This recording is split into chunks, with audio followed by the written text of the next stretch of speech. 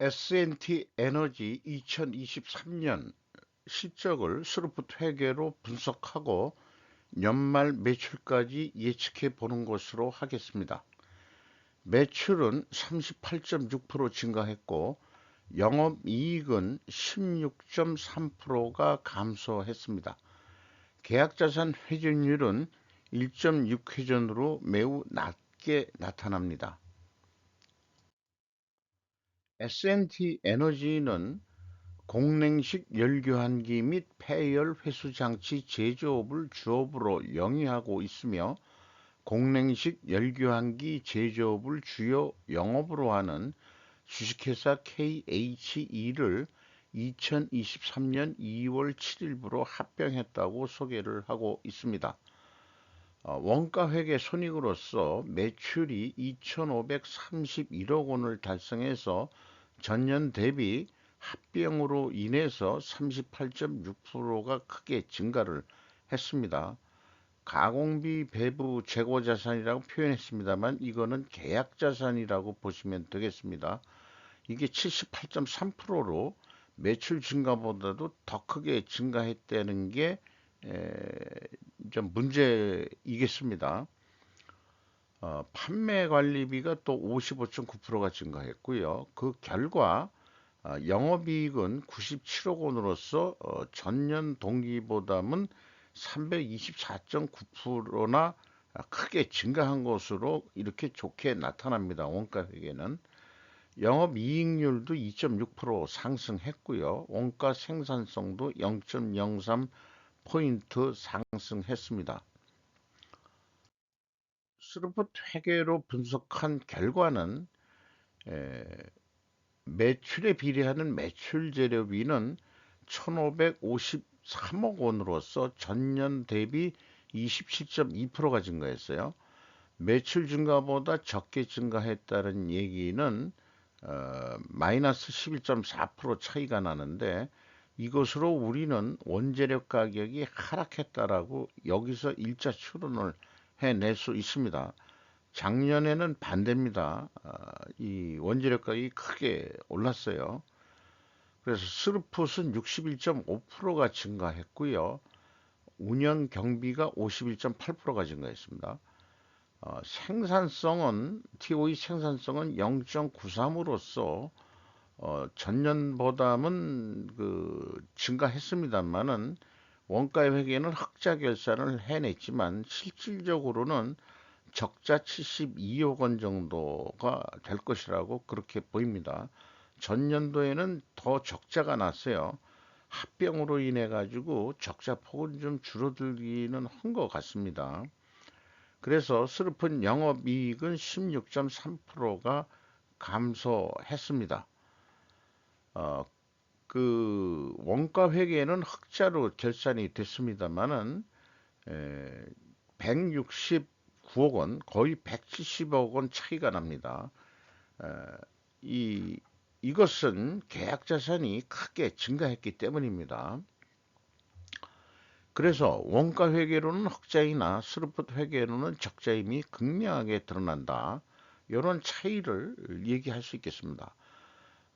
이것이 왜 그러냐 그러면은 이 수주 산업에 있어서 계약 자산이라는 게 증가하면은 증가한 분만큼 매출을 더 증가시켰다는 얘기예요.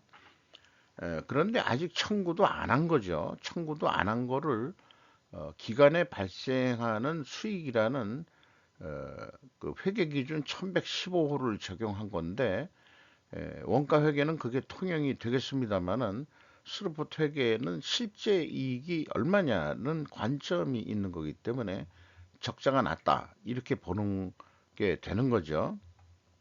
그래서 스루프트 회계 의사 결정이라는 제목으로 좀 정리된 글을 소개를 좀 어, 해보도록 하겠습니다. 어, S&T 에너지에서 요거는 한번 읽어보는 것으로 해볼게요.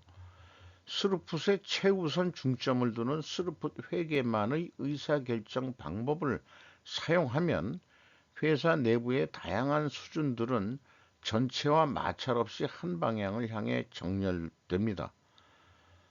스루풋, 인벤토리, 오의 순서로 하는 의사 결정은 다른 방법들과 어떻게 비교될까? 사실 비교 가능한 진정한 상대는 없습니다. 다른 모든 방법들은 이제 존재하지 않는다고 우리가 알고 있는 제품 원가에 매달리며 헛수고를 해오고 있습니다. 다른 방법들은 배부 계산을 보다 더 정교하게 하거나 그저 다시 정리해 사용하는 데 초점을 맞출 뿐입니다. 무엇을 어떻게 배부하냐의 문제가 아닙니다. 제품 생산에 직접 발생한 비용이 아니라면 그것을 제품의 원가라고 할 수 없다는 지극히 상식적인 문제일 뿐인 것입니다. 배부는 언제나 현실을 왜곡합니다. 가공비 배부 재고 자산 회전율, S&T 에너지는 계약 자산이 해당이 되는데요. 상승시킨다는 것은 종합적인 경영 개선 결과로 나타납니다. 영업과 생산, 물류 3자가 모두 합심해야 하는 2순위 공동 목표가 되어야 합니다. 재고 회전율은요. 그러나 현실은 따로 놓을 것입니다. 회전율 상승은 다르게 표현하면은 납기 달성률이 향상된다는 의미도 되고 납기가 단축된다는 의미이기도 한 것입니다. 이는 효과적인 영업 생산 관리를 동반하지 않으면 이룰 수가 없습니다. 거기에 21세기형 물류 관리가 영업과 생산의 트릴레마가 되어가는 상황을 우리는 또 볼 수도 있을 것입니다. 이를 해결하는 요소로 작용되어야만 합니다. 어, 스루풋 의사결정이요. 그래서 뭐 미중과의 디커플링 이런 얘기가 있습니다만은 저도 디커플링이라고 합니다. 배부하는 것을 디커플링 해라. 그래서 디커플링 공급망 재구성도 광의적인 면으로서는 물류 관리다. 이렇게 소개를 할 수 있겠어요. 그래서 재고 자산 내역을 보면은 여기에 그 스루풋의 원재료, 부재료, 미착품은 스루풋을 분석하는 데 적용하지 않습니다. 왜냐? 원재료, 부재료, 미착품은 가공비가 배부되지 않은 상태입니다. 그래서 이 재고 자산은 55억이 줄었습니다만은 계약 자산, 건설업으로 치면은 미청구 공사죠. 이게 1353억 원으로서 무려 595억 원이 증가를 했습니다. 이 증가한 분만큼 매출이 1억 났다고 미리 계산해 놓는 거죠. 에, 이거를 제거하고 계산을 그러면은 스루프 계산을 해야 되느냐? 많은 고민을 했습니다만은 매출은 일단은 고정시켜 놓자. 그렇게 인식을 했다면은 그런데 그러면은 계약 자산이 증가했으니까 이것을 스루프 쪽에서는 포괄 제공으로 인식을 합니다. 그러니까 제공에는 가공비가 배부된 거거든요. 계약 자산이 지금도 공사를 진행 중인 거죠. 수주는 많이 했다고 하는데 아직 이 매출을 못 일으킨 거죠. 그거가 지금 공사 진행 중인 걸 매출로 인식을 하는데 이 S&T 에너지 경우에는 매출이 한 2,500억 정도 됐었죠. 근데 그 계약자 잔액이 3,500억이니까 한 1,000억 정도만 연간 매출액의 한 1,000억 정도만 더 가지고 있는 폭이니까 이게 그 계약 기간이 보통 한 1년 반 정도 남아 있다 이렇게 보이는 거죠. 그러면은 그렇게 많은 계약 잔액도 있는 것도 아니에요. 그런데 그거를 아직 못했다고 해가지고 요거는 이제 연결 수주사항이라고 돼 있어서 이게 그 3천억으로 여기 나와 있죠. 근데 이제 그 S&T 에너지 자체는 2,500억이니까 요거는 또 왜 그 연결로들 표식하는지 모르겠어요.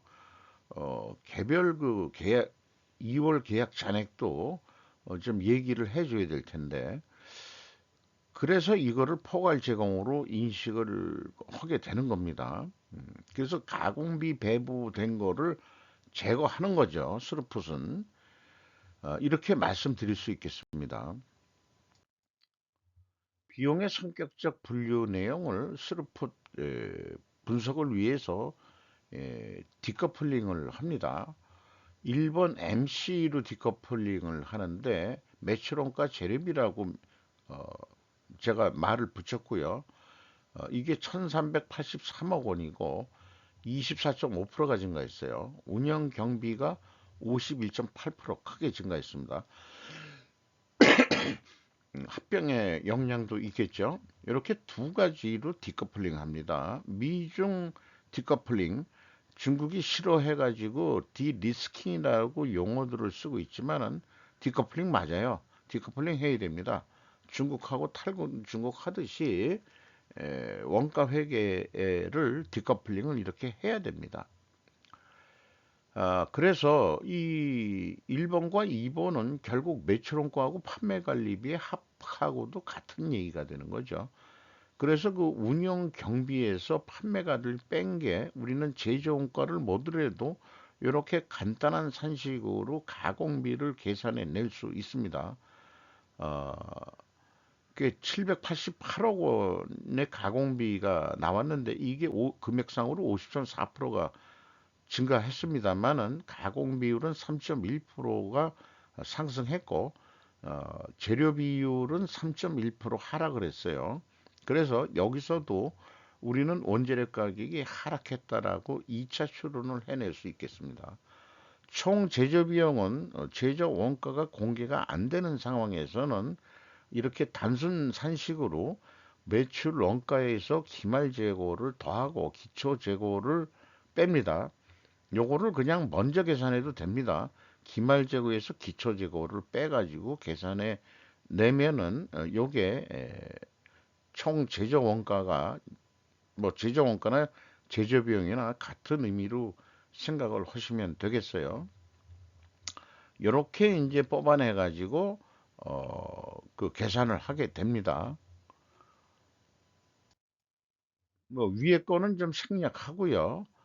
어, 이 가공비가 배부되는 재고자산이 이 계약자산이니까 계약자산만 비교를 하면은 현금 흐름표에 계약자산이 마이너스 379억 원이면은 현금을 이만큼 썼다는 얘기거든요. 그러면은 요거만큼만 증가하면 되는데 재무상태표의 계약자산은 594억 원이 증가했어요. 그러면 215억 원의 재고가 어디서 갑자기 생겼냐면은 미리 말씀드렸지만 합병 재고입니다. 합병 계약 자산이 220억 5,800만 원입니다. 그래도 갭이 끝에 갭2로 끝까지 남는데 이게 그럼 뭐냐 그러면은 원가 회계에서는 계약 자산을 그 매출 채권으로 인식을 하기 때문에 요거까지 아직 청구도 하지 않은 놈을 대손상각 금액이 아니겠느냐 이렇게 이제 추정을 하는데 이게 대손상각 금액인지 여부는 어, 식별하기가 어렵습니다. 왜냐 매출 채권을 다 합쳐가지고 대손상각 이런 거를 할 테니까 계약 자산에 대한 것만 딱이나 나오지는 않습니다. 그래서 요 정도 금액이면은 좋다. 계약 자산에 대한 그 대손상각비다. 이렇게 이제 좀 추정을 해볼 수 있겠어요. 2단계로 그 PQ 총 제조 비용의 갭은 앞서 그 비교했듯이 그 계약 자산의 증가맥과 일치를 합니다. 그 다음에 현금 흐름표 기준으로도 이 일치를 합니다. 현금식으로 읽어보면 현금이 80억 6,300만 원 들어왔다면은 재고가 80억 6,300만 원 줄어야 되는데 55억 1,600만 원뿐이 줄지 않았죠.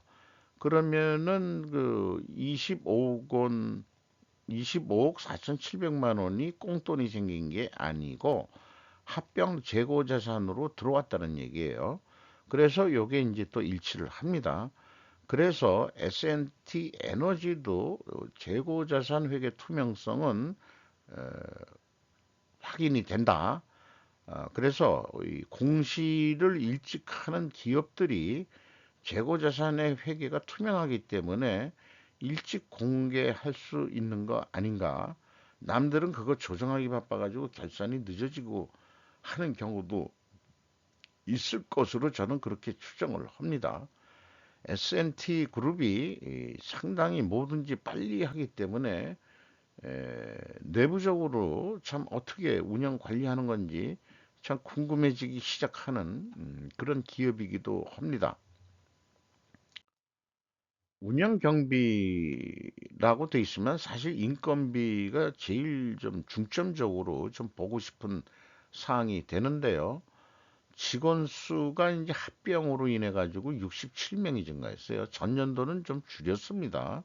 합병되기 전에는 1인당 평균 일금이 2022년도에 8,950만 원, 거의 9천만 원 선이었는데 8,700만 원으로 떨어졌어요. 이것은 뭐 본봉이 깎였다기보다도 합병을 하면서 저임금 사원들이 조금 좀 추가적으로 생겼다. 이렇게 해석을 할 수 있을 것 같습니다. 외주 가공비가 59.6% 크게 또 증가했어요. 자기네들 직원 인원만 가지고는 좀 생산하기가 어려운 모양이죠. 그러니까 외주 가공을 많이 생기고 있는데 이것도 어찌 보면은 인건비 성격으로 그 봐야 될 겁니다. 자재 같은 경우에는 대부분 그 회사가 대주고 사급을 준다는 표현들을 하고 있죠. 그래서 외주 가공비도 크게 증가하긴 했어요. 네. 그래서 분석한 것을 경영평가지표로 모아보면은 회전율이 3년 동안에 계속 내리 하락을 하고 있습니다. 계약 자산이 계속 늘어나고 있고 납기를 못 마치고 있다라고 볼 수도 있는 거죠. 그리고 그 스루픈율은 근데 거꾸로 그 상승을 했습니다. 이렇게 역방향이면은 분식회계 개연성 가정을 세웁니다. 근데 앞서서 그 확인된 것들은 투명하다고 보이죠. 이런 모순은 어떻게 해결을 해야 될 겁니다. 전년도는 다 같이 하락을 했기 때문에 투명하다고 일단 볼 수 있고요. 이 합병을 하면서 이런 그 역방향이 나타난 것 같아요.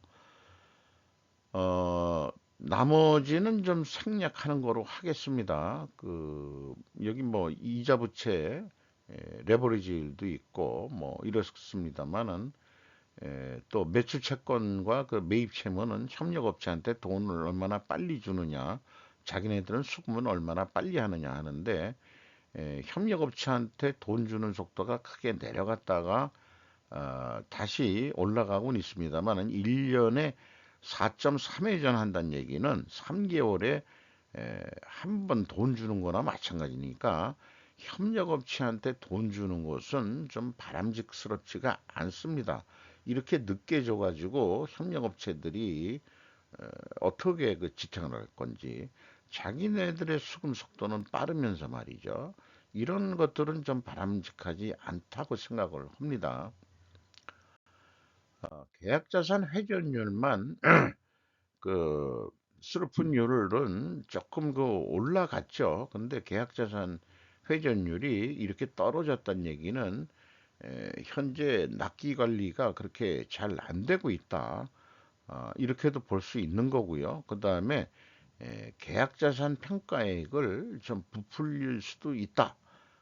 이거는 그 계약자산은 진행 중인 걸 몇 프로 지금 진행했냐 이런 거에 따라서 어떤 그 평가액을 산출하는 거니까요. 작은 원가 회계는 그 왜 그런 회계 기준을 만들어줬는지 몰라도 수주산업에서 그 1년만 참으면은 올해 공사한 거가 내년에 반영이 2월 돼서 반영이 될 텐데 1년만 참으면 되는 거를 그렇게들 왜 안 하는지 왜 그런 머리는 못 돌리는지 모르겠어요. 어쨌든 이 그 스루픈율은 아니 회전율은 하락을 했고요. 어, 슬픈율은 상승을 했으면 부직하게 개연성 하는데 요거를 반증을 해야죠. 그러면은 원재료 가격이 상승하고 판매 가격도 상승했다라고 입증을 해야 됩니다. 그리고 이게 그 계약이기 때문에 계약자산 회전율을 수량으로 산출하기에는 조금 수주산업에는 좀 적합하지는 않습니다.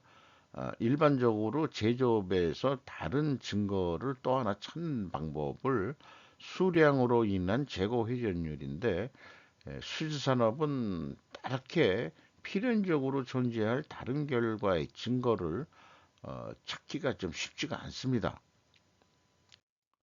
그래서 원재료 가격은 단순 회사가 제시하는 주요 원재료를 기준으로 보면은 단순 평균으로 11.1% 상승한 거 입증은 될 수 있을 것 같아요.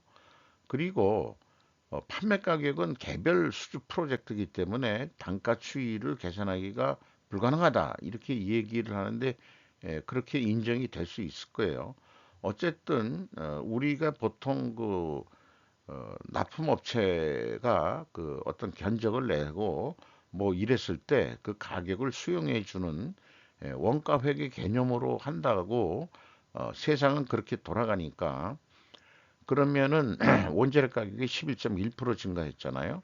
그럼 제조 원가 비율이 그 재료비가 71.5%란 말이죠. 그러면은 8% 상승 압력이 있습니다. 원재료 가격 오른 거는 최하 인정해 줘야 되지 않냐. 요거만 하려고 그래도 보통은 이제 아니 재료가가 올려준 것만 반영해 주죠. 그냥 운영 경비는 올랐어도 우리가 수용할게요. 이렇게 협상을 할 수도 있겠죠. 어, 그렇습니다만은 사실은 이 원가 회계 가지고 하는 의사결정이 좀 불합리한 거지만은 나름대로 현실 세계가 원가 세계가 지배를 하니까 요렇게라도 제가 표를 만들어 본 거예요. 그래서 원가 상승률은 8.8%, 가격 상승 압박률이 있다. 그러면 수주할 때도 그 가격이 그렇게 반영될 수 있느냐? 이거는 여부는 모르죠. 경쟁이니까.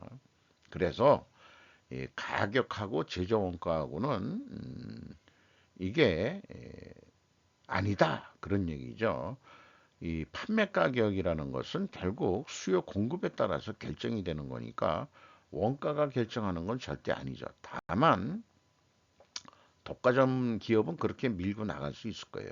독점 기업은 그렇게 생각을 합니다. 원가 회계로 연말 매출액을 예측해 보면은 3,700억 정도 할 것 같아요. 그러면은 영업이익이 1,444억 원으로 크게 증가할 것 같습니다. 왜 이렇게 계산하느냐? 어, 이게 그 재고가 25%그 줄어들면은 계약은 이렇게 해서 요게 이익이 날 거라고 생각했는데 매출액은 그대로 재고를 25% 줄이면은 45억 분이 안 남아요. 2023년도 실적보다도 이익은 저 줄 겁니다. 그러니까 이 계약 자산을 감소시키질 못할 거예요. 이게 모순이죠. 계약 자산을 줄여가지고 빨리 그 대금 청구를 해야 되는데 이미 선반영을 해놓은 상태니까 이렇게 나올 수밖에 없는 거죠. 그리고 거꾸로 25%를 또 증가시킨다. 계약 자산을. 그래서 계약 자산이 계속 증가해 왔죠. 722억으로 크게 뛰어버립니다. 이런 아주 말 같지도 않은 그런 거를 그 원가 회계에는 가지고 있으면서 그것이 세계를 지배한다는 것이 참 모순된 세상 속에서 살고 있는 거죠. 그래서 스루프상으로는 적자였기 때문에 손익분기점 매출액까지는 해보자. 그래서 영업이익을 제로로 해놓고 역산풀이를 해보면은 스루프율이 약간 1.4% 정도 상승한다. 판매 가격을 올린다고 가정을 하면은 한 3,985억 원 정도는 해야 됩니다. 그래서 그거에 맞춰서 매출 재료비를 얼마나 올릴 거냐, 요거를 계속 입력을 해가면서 이 수준에 맞춰서 요 작업을 하면은 이게 개선이 되도록 제가 알고리즘을 만들었어요. 그래서 54%그 매출 재료비를 그만큼 일을 많이 해야 된다는 거죠. 그래서 그 3,985억 원을 하게 되면은 매출액을 그 이 정도는 해야 이익이 날 거다.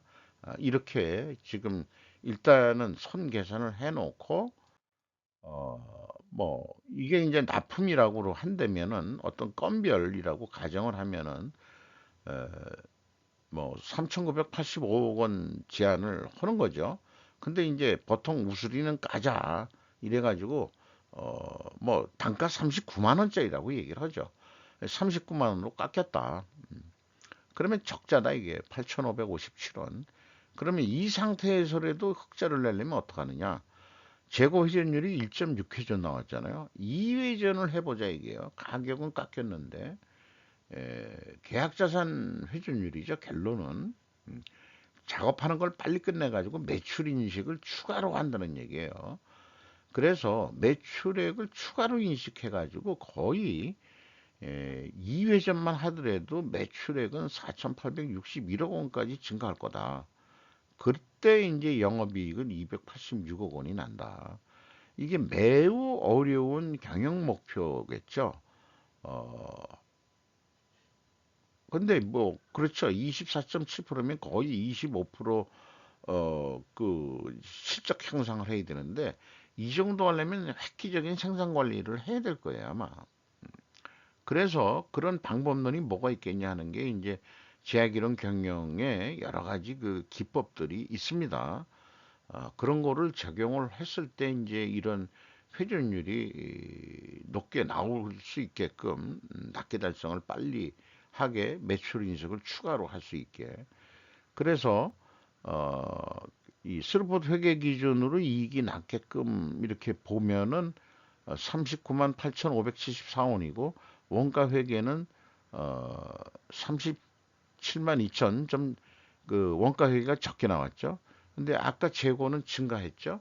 그러면은 이게 뒷면에서 얘기를 하겠습니다만은 일반적으로 재고가 증가했을 때는 이 분석 통계상 원가 회계 영업이익보다 이익은 감소하게 지금 적자로 나왔죠.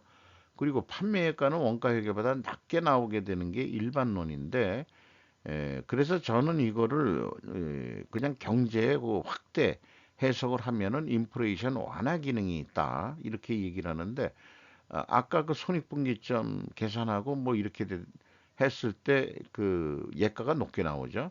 이것은 이제 적자를 손익분기점 산출 관계로 제가 높게 해놨기 때문에 일부 의도적인 그 만들어 놓은 거기 때문에 특별 원인이라고 그렇게 이제 제가 명명을 했습니다. 현금 재무지표로 보면은 그 캐펙스로 그 합병 관계 등등으로 이게 증가는 했습니다만은 별도 재투자는 없어요. 그리고 그 EAT 세후 현금 순이익은 199 199억 원입니다. 투하 자본에 대한 현금 수익률은 6.9% 상승했고요. 채권자가 313억 원의 돈을 가져갔습니다. 레버리지율은 그래서 16.8%에서 7%로 떨어졌고 돈을 벌었으니까 갚았겠죠. 그래서 이 이자율이 좀 높게 계산되게 나와요. 6.8%나 나오는데 그리고 주주가 마이너스면 돈을 더 냈다는 얘기입니다. 어, 그 다음에 그 회사 전체적으로는 263억 원의 이 잉여 현금 흐름이 발생이 됐다. 이렇게 좀 얘기할 수 있겠고요. 최종 151억 원의 현금을 벌었다. 이렇게 얘기할 수 있겠습니다. 주가를 보면은 2022년 말 2023년 초 그 주가로 봐도 되겠죠. 5천 원이 올랐어요. 23,650원. 장부 가격 대비 최근에 화두가 됐던 그 PBR 일본 거 그 원숭이처럼 베꼈다고 해가지고 일본 애들이 깐 거, 그게 50%에서 58%니까 지금 시장에서 대우는 크게 못 받고 있는 거죠. 한 장부 가격 수준 정도 주가를 올리자고 지금 그러고 있는 거 아니에요? 저는 그 전에부터 이거 PBR을 계속해서 야, 이게 너무 시장에서 왜 이렇게 낮게 평가가 될까? 뭐 이런 등등 얘기를 했습니다만은 어쨌든 그 임팩트라고 하는 것은 미래 가치 개념으로 제가 개발해 놓은 건데 이게 20% 상승은 했어요. 그럼 주가도 좀 올라줘야 되는데 조금 올랐어요. 9%. 네. 그다음에 그 주주는 에센트 홀딩스가 55.55%를 가지고 있습니다. 나머지 자료들은 재무적 의사결정에 대한 개념인데 한번 예, 앞에 소개했던 거 이게 먼저 있던 내용인데 이런 내용들이 있다는 거 참고해 주시고요. 원가 회계의 문제점들은 아주 크게 세 가지로 지금 딜레마에들 빠져 있다. 이런 것들을 소개하고요. 우리가 이런 상황에서 어떻게 변화를 해낼 거냐 하는 것도 논리적으로 우리가 연습하는 그런 도구가 있다는 거 말씀드리면서 마치도록 하겠습니다.